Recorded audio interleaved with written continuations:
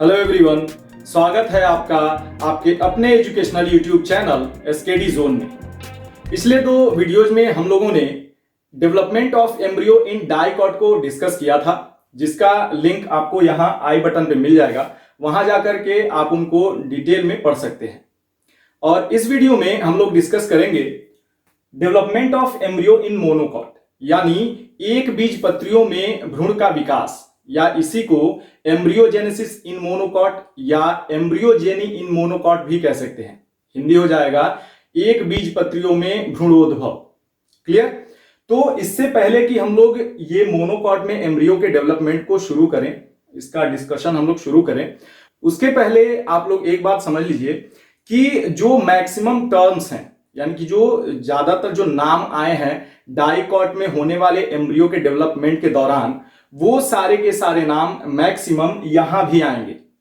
जो टर्म्स हैं आए थे, जैसे कौन कौन से हो सकते हैं, एक तो यहां दिख रहा है ना, माइक्रोपाइलर एंड, चैलाजल एंड, उसके बाद आएगा basal cell, terminal cell, plumule क्या होता है, ये रेडिकल है, हाइपोकोटिल है, एपिकोटिल है। ये सारे नाम या टर्म्स जो आए थे कहां, डाइकॉट के जब एम्ब्रियो का डेवलपमेंट हम लोग देख रहे थे वहां पे आए थे। वहां पे उनको डिटेल में हम लोग डिस्कस किए थे। क्लियर? तो वो सारे टर्म्स यहां भी आएंगे, यानी कि मैक्सिमम टर्म्स, मैक्सिमम संरचनाएं वहां वाली यहां भी आएंगी।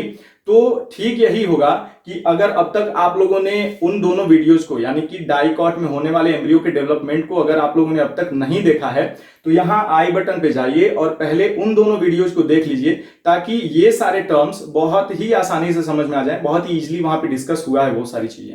ठीक? तभी जाकर के ये इसमें जो अभी नाम आएंगे या टर्म्स आएंगे वो बहुत ही इजीली समझ में आ जाएंगे। क्लियर? तो चलिए देखते हैं कि मोनोकॉट में एम्ब्रियो का डेवलपमेंट कैसे होता है।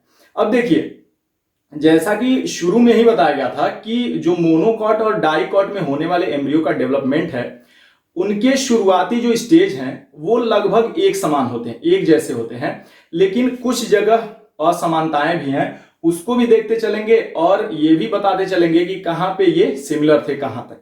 ठीक? तो सबसे पहले शुरुआत वहीं से होती है, कहां से, एक कोशिकीय द्विगुणित संरचना जो कि है जाइगोट। जाइगोट यानी युग्मनज, जो कि कहां बना है, माइक्रोपाइलर एंड की तरफ, ओव्यूल के अंदर, या कह सकते हैं एम्ब्रियो सैक के अंदर माइक्रोपाइलर एंड की तरफ क्या बना है, एक कोशिकीय संरचना। और ये कैसी है, डिप्लॉयड है, यानी कि डिप्लॉयड एक कोशिका है जिसका नाम है जाइगोट, जो कि जो मेल और फीमेल गैमेट के संयुग्मन से बना है। ठीक? वो हम लोग डबल फर्टिलाइजेशन में देखे थे। तो इधर का क्या है, ये है चैलाजल एंड, यानी कि इधर हम लोगों ने चैलाजल एंड लिया है, और इधर का क्या है, माइक्रोपाइलर एंड। ठीक? ये सारी चीजें क्लियरली डिस्कस हो गई थी पहले ही।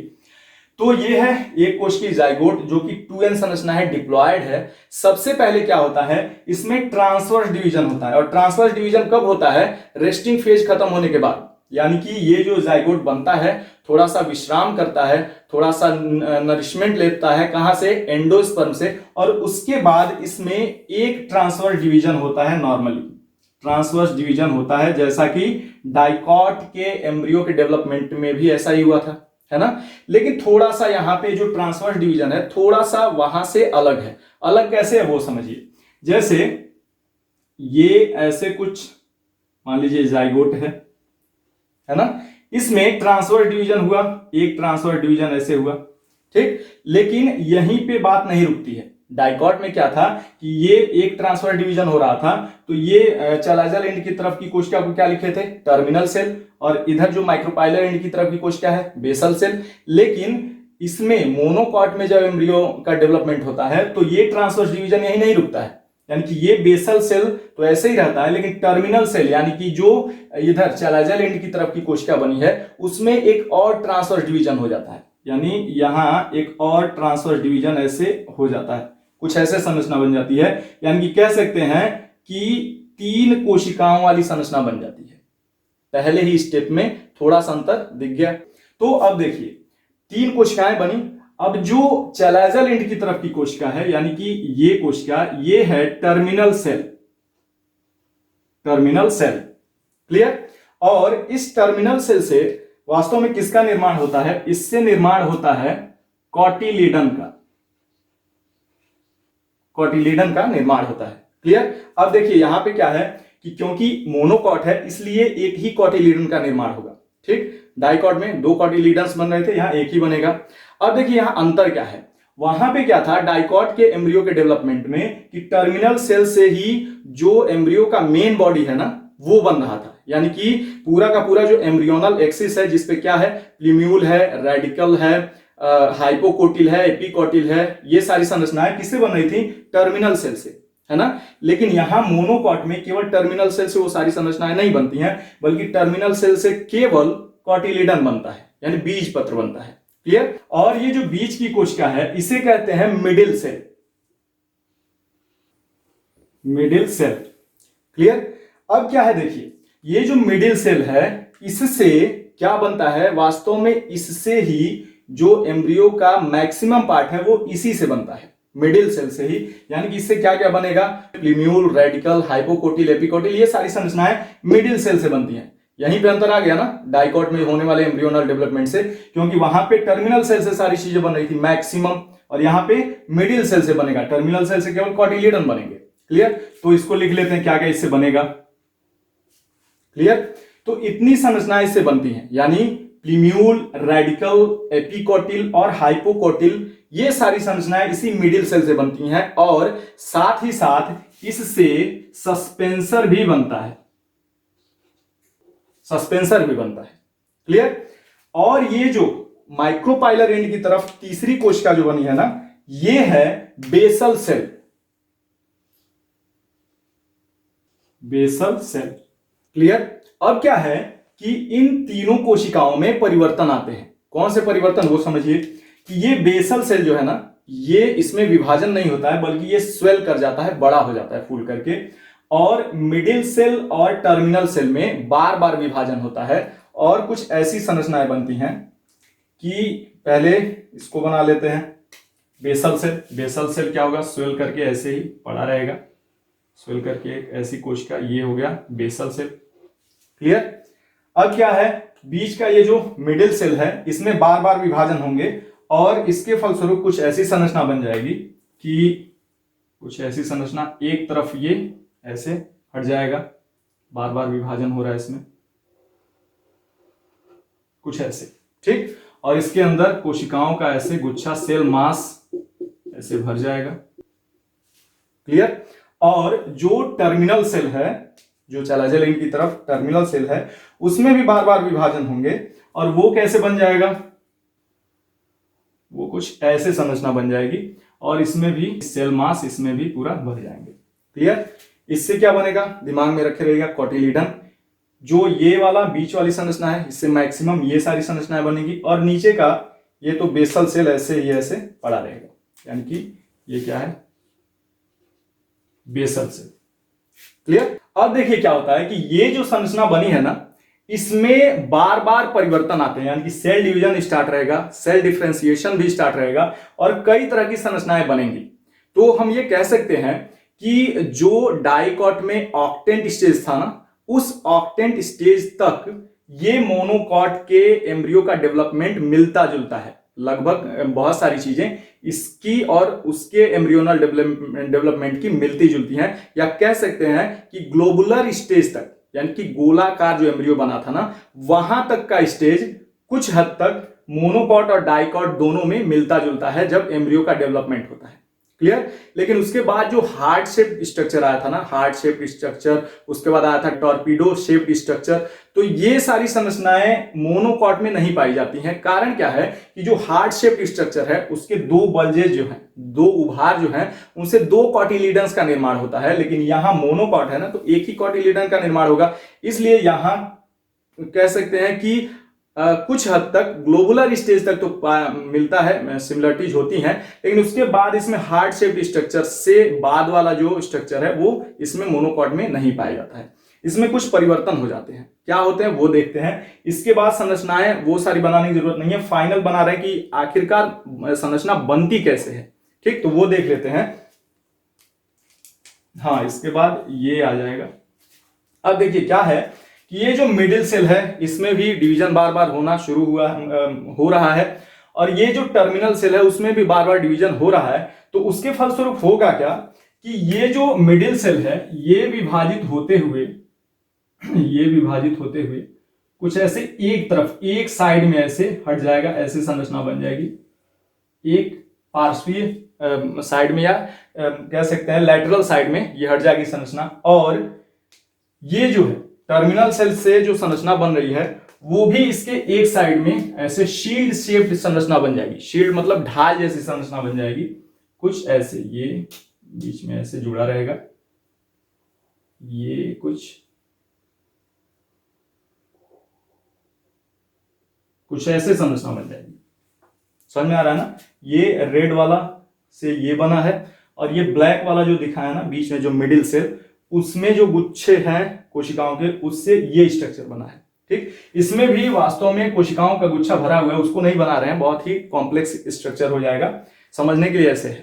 ठीक, और साथ ही साथ ये तो बना, साथ ही साथ एक छोटा सा सस्पेंसर भी बनेगा इसी मिडिल सेल से। तो वास्तव में यहां एक सस्पेंसर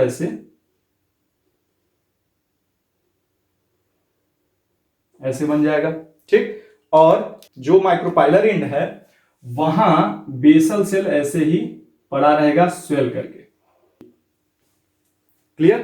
तो यानी कि इसके बाद संरचना बहुत सारे परिवर्तनों के बाद अंततः ये बनती है। ठीक, और ये वास्तव में कुछ हद तक मैच्योर मोनोकॉट एम्ब्रियो है, कह सकते हैं। अब इसमें संरचनाएं कौन कौन सी है वो समझिए। ये जो संरचना बनी हुई है ना, ये मिडिल सेल से जो ब्लैक कलर की संरचना, ये पूरी की पूरी संरचना वास्तव में ये है एम्ब्रियोनल एक्सिस। ये क्या है? Embryonal axis. क्लियर? अब क्या है कि हाँ, ये पूरी की पूरी संरचना हो गई एम्ब्रियोनल एक्सिस।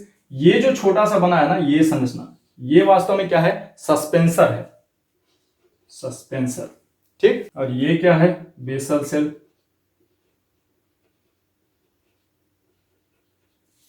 क्लियर? और ये जो संरचना दिख रही है ना रेड कलर से जो बनाया गया है, शील्ड शेप्ड संरचना या ढाल जैसी संरचना कह सकते हैं, ये है कॉटिलीडन। मोनोकॉट का कॉटिलीडन है एक, ये है कॉटिलीडन। क्लियर? अब क्या है समझिए, इसमें जो एम्ब्रियोनल एक्सिस लिखा गया है ना, वो वास्तव में ये वाला हिस्सा उसका क्या होगा? प्लीम्यूल होगा। ये वाला हिस्सा रेडिकल होगा और यहां कुछ होगा हाइपोकोटिल और यहां होगा क्या? एपिकोटिल, क्योंकि यहां पे ये ज्वाइंट कर रहा है ना, ये कॉटिलीडन यहां पे ज्वाइंट कर रहा है किससे? एम्ब्रियोनल एक्सिस से। तो ये इसका क्या हो जाएगा? कॉटिलीडनरी नोड हो जाएगा। इन सारी संरचनाओं को अभी हम लोग लिखेंगे आगे। तो यहां समझने के लिए एक चीज और समझिए, यहां तक तो किसमें? डाइकॉट में भी था, लेकिन मोनोकॉट में एक परिवर्तन और आता है।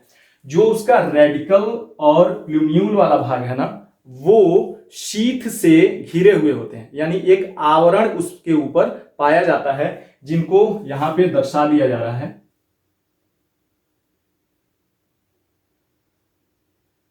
ये एक कवर यहां देखने को मिल रहा है और दूसरा आवरण या शीथ कह सकते हैं इसके ऊपर, यानी प्लीम्यूल और रेडिकल के ऊपर आवरण मिलते हैं, यानी कि आवरण वो यहां पे निर्मित हो जाता है। और ये दोनों आवरण कहलाते क्या है वो देख लीजिए। तो ये वास्तव में क्या है? ये है प्लीम्यूल, ये है प्लीम्यूल। ठीक, और ये है रेडिकल। ठीक, तो जो प्लीम्यूल के ऊपर शीथ मिलता है या आवरण मिलता है उसे कहते हैं कोलियोप्टाइल, कोलियोप्टाइल। और जो रेडिकल के ऊपर जो आवरण होता है, जो शीथ होता है, उसे कहते हैं कोलियोराइजा, कोलियोराइजा। क्लियर? तो ये दोनों नाम जो आए हैं ना, ये दोनों नाम या ये दोनों टर्म कह सकते हैं, कोलियोप्टाइल और कोलियोराइजा, ये दोनों डाइकॉट के एम्ब्रियो में नहीं आए थे। ठीक, तो ये दोनों नाम नए हैं, इसलिए इसको याद रखिएगा। और एक चीज और, जो यहां पे कॉटिलीडन बनता है, जो मोनोकॉट का कॉटिलीडन है, उसे स्क्यूटेलम कहते हैं।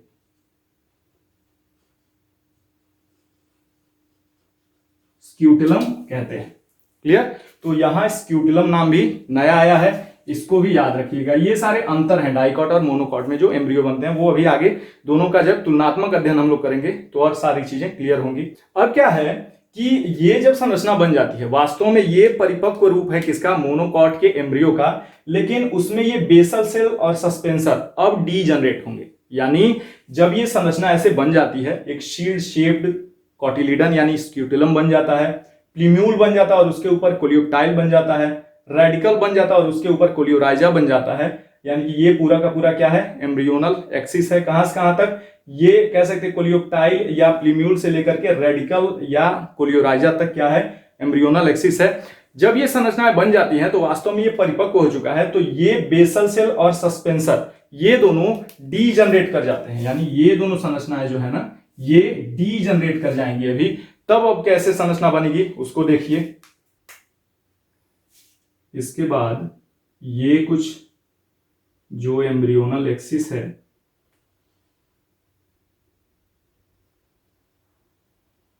ये कुछ ऐसे हो जाएगा, ठीक। इसके ऊपर जो शीथ हैं प्लीम्यूल की तरफ,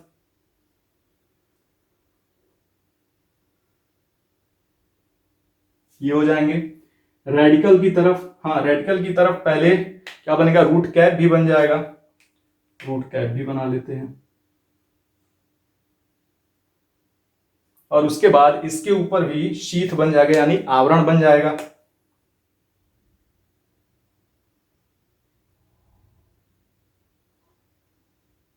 कुछ ऐसे संरचना बन जाएगी, ठीक।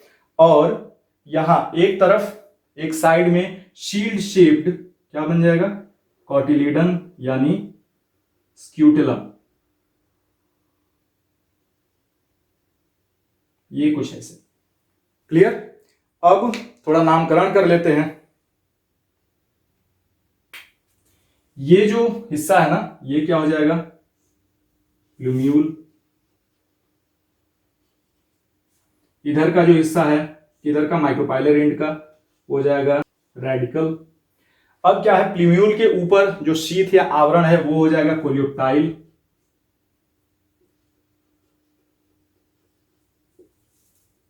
और जो रेडिकल के ऊपर ये कवर है या शीथ है वो हो जाएगा क्या, कोलियोराइजा।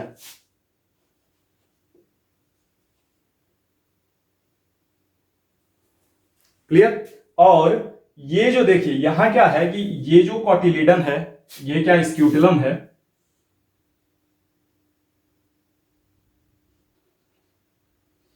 कॉटिलीडन या स्क्यूटेलम उसी को कहते हैं।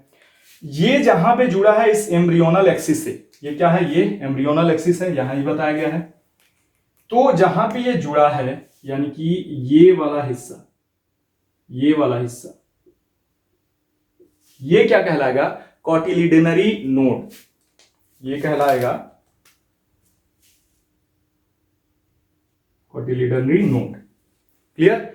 अब देखिए क्या है, कॉटिलिडनरी नोड कौन सी जगह है, जहां पे एम्ब्रियोनल एक्सिस से इसका कॉटिलिडन आके जुड़ेगा। ये सारे टर्म डिस्कस ऑलरेडी हो चुके हैं, बहुत ही डिटेल में समझाया जा चुका है जब डाइकॉट के एम्ब्रियोनल या एम्ब्रियोनिक डेवलपमेंट को हम लोग देख रहे थे। इसलिए मैंने शुरू में ही कहा है कि वो दोनों वीडियो पहले देख लीजिए, तो सारे जो टर्म्स है ना, ये जो आए हैं इसमें, वो सारे के सारे बहुत ही क्लियरली समझ में आ जाएंगे, ठीक। तो देखिए ये दोनों जहां पे ज्वाइन करेंगे ना, कॉटिलिडन और ये एम्ब्रियोनल एक्सिस, वो होगा कॉटिलिडनरी नोड। और अब क्या होगा कि प्लीम्यूल, ये तो है ऊपर वाला जो ये वाला टिप वाला हिस्सा, ये है प्लीम्यूल। तो प्लीम्यूल और कॉटिलिडनरी नोड के बीच का ये वाला जो हिस्सा है, ये क्या कहलाता है, ये कहलाता है एपिकॉटिल। ये कहलाता है एपिकॉटिल। क्लियर। और उसी कॉटिलिडनरी नोड और रेडिकल के बीच वाला ये वाला जो हिस्सा है ना, ये कहलाता है हाइपोकोटिल। हाइपोकोटिल। क्लियर। तो ये तो रहा क्या, मेच्योर मोनोकॉट एम्ब्रियो, जिसमें क्या है संरचना कि ये जो है क्या है, ये सभी के सभी यहां से यहां तक लेकर के ये सभी संरचनाएं जो ये है ना, ये क्या है, एम्ब्रियोनल एक्सिस। और एक कॉटिलिडन है, एक कॉटिलिडन, क्योंकि मोनोकॉट है, और जिसको क्या कहते हैं, स्क्यूटेलम कहते हैं। वास्तव में ये पेपरी थिन होता है, कागज की तरह पतला होता है, उसको अभी आगे देखेंगे। तो ये है किसका डायग्राम, मोनोकॉट के मेच्योर एम्ब्रियो का डायग्राम। अगर आपसे एग्जाम में पूछता है कि मोनोकॉट के मेच्योर एम्ब्रियो का डायग्राम बनाइए, तो ये बना सकते हैं। अब क्या होता है वो समझिए कि ये जो कॉटिलिडन है ना, ये स्क्यूटेलम, इसकी कोशिकाएं और इसके अंदर जो है एम्ब्रियोनल एक्सिस की कोशिकाएं थोड़ा सा एक्सपेंड करती हैं, यानी कि विस्तृत होती हैं, विस्तार होता है उनमें, और अंततः कुछ ऐसी संरचना बन जाती है। जो कि आपके एनसीईआरटी में या सीबीएसई के बुक में दिया हुआ है।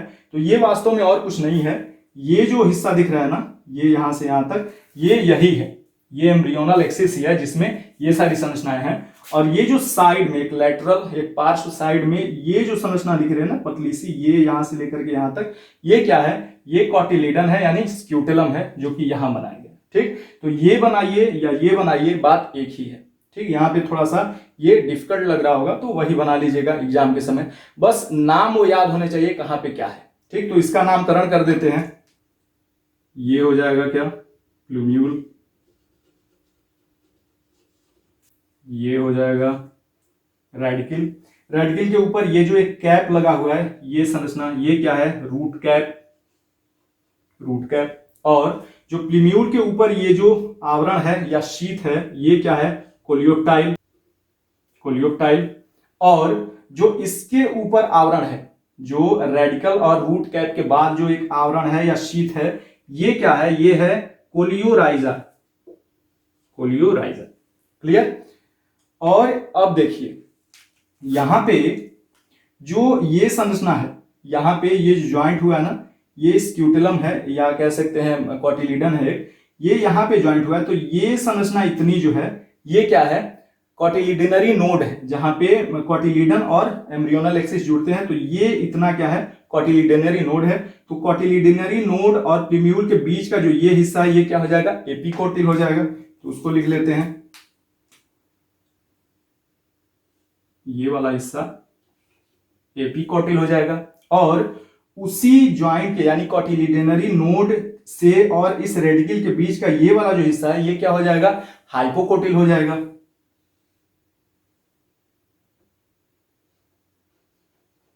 हाइपोकोटिल हो जाएगा। क्लियर। अब ये सारी संरचनाएं समझिए, ये सारी संरचनाएं यही हैं। तो ये वास्तव में क्या है, एम्ब्रियोनल एक्सिस हैं।